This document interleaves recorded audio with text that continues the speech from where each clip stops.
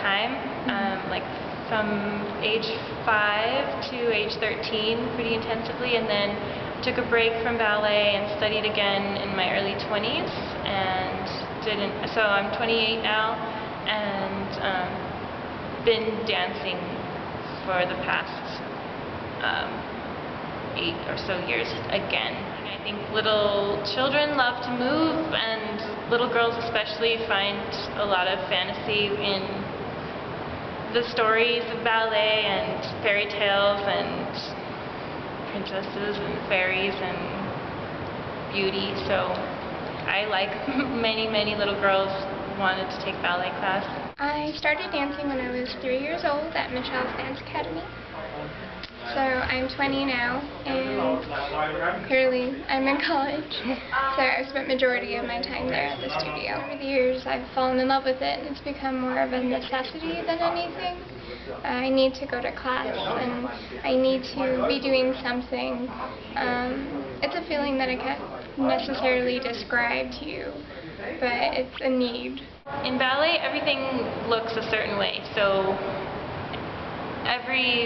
it's a lot about lines and shapes, and shape is just a huge part of ballet, so everything really has to look a certain way.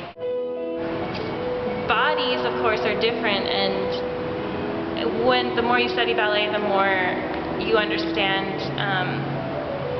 your limitations for ballet specifically, because there are certain physical aspects of physical construction that do make ballet easier.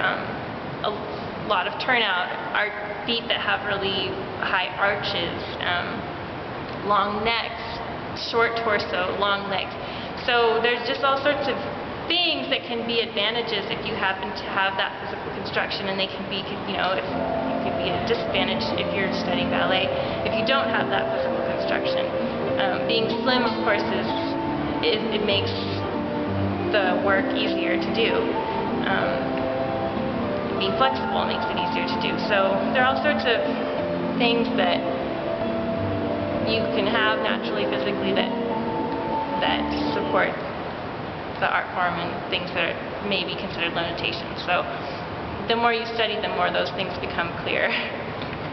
So for me, I've always been slim. I haven't really ever had trouble with weight, but I mean, for me, like, I don't have archy feet. My feet don't arch. So for point work, if your feet don't arch, it's a physical problem, and as far as maintaining the line of balance over the toe, there has to be a certain amount of arch in the foot in order for point work to really function. So yeah, that became an issue for me trying to learn point work, and it became very frustrating.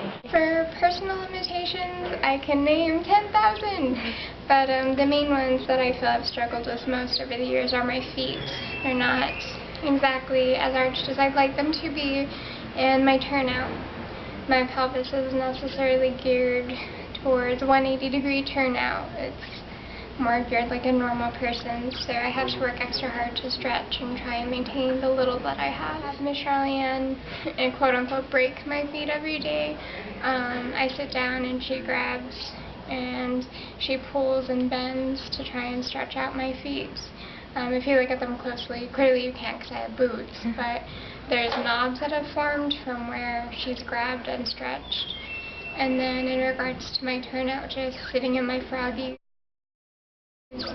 where you sit with both your knees up and you're pushing down against the floor to try and get your pelvis to touch and get it flat, and just popping your hips and all of that stuff to get ready for just a normal class.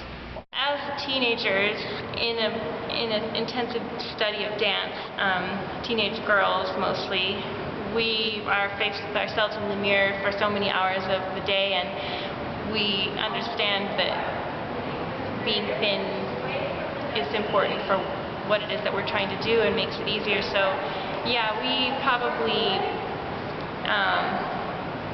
put a little bit too much emphasis on being thin.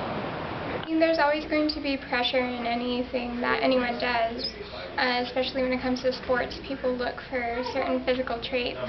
And yeah, of course there is a little bit of pressure, but ballerinas need to be healthy more than anything. The biggest frustrations were not having feet that didn't arch, having legs that weren't straight, all these little things that you look at yourself in the mirror and you notice, and you can either frame them as they're holding me back. I mean, because there are things about your body that you can't change.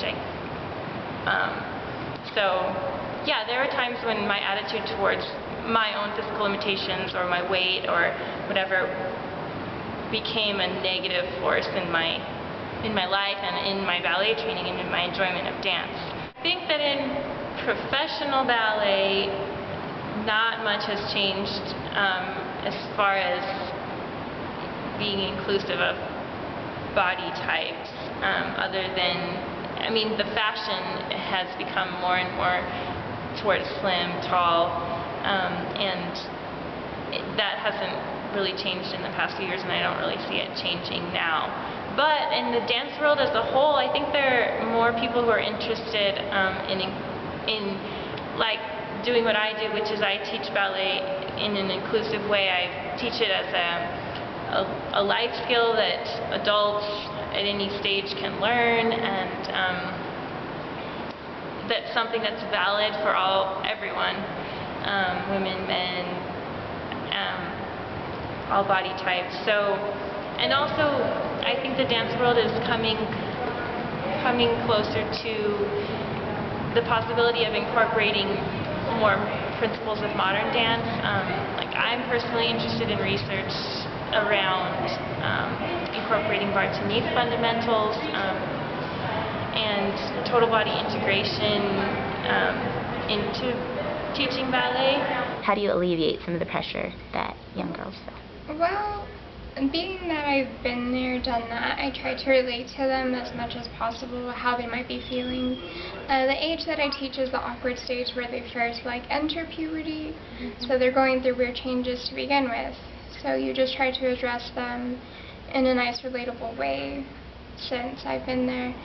And I just always encourage them, start stretching your feet now if you don't have feet. Start working on your turnout now if you don't have it, and just really work on the things that I'm identifying that you don't have. That way maybe later things will be more simple for them, or maybe help them with dance.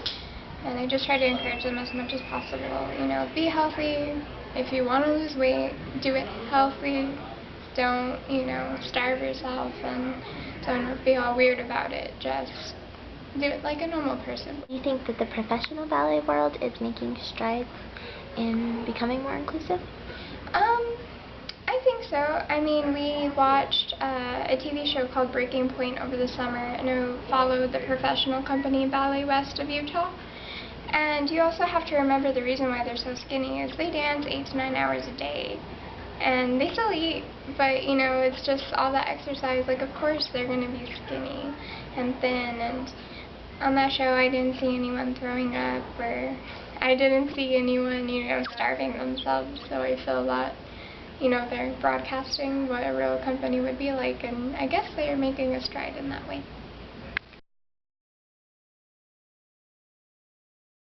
Really, it's from your peers. They say something about you out of jealousy or other things, and the only way to alleviate that is to take that and make it your own. You just have to remember to maintain who you are throughout the whole process of being pressured in regards to body, and you just need to remind yourselves that you're put here for a purpose, and you're going to be beautiful in whatever purpose that is.